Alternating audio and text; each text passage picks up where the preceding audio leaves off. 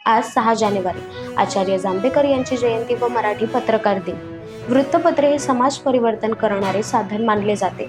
आजच्या डिजिटल आणि इलेक्ट्रॉनिक माध्यमांच्या युगात प्रिंट माध्यमातील वृत्तपत्र अजूनही आपला दबदबा राखून आहे, विश्वासार्हता टिकवून आहे। मराठी पत्रकारितेचे जनक, दर्पणकार आचार्य बाळशास्त्री जांभेकर यांचे जन्म 6 जानेवारी 1812 रोजी सिंधुदुर्ग जिल्ह्यातील पोंभुर्ले येथे झाला।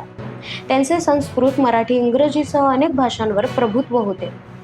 ब्रिटिशांच्या जुलमाविरुद्ध आवाज उठविण्यासाठी वृत्तपत्र हे माध्यम प्रभावी असल्याचे ओळखून आचार्य जांभेकर यांनी 6 जानेवारी 1832 रोजी दर्पण या पहिल्या मराठी वृत्तपत्राची सुरुवात केली। जांभेकर यांच्या नंतरच्या काळात वृत्तपत्र हे वैचारिक क्रांतीचे महत्त्वाचे साधन बनले। स्वातंत्र्यपूर्व काळात अनेक पत्रकारांनी सरकारच्या कारभारावर अंकुश उठवण्याचा प्रयत्न केले।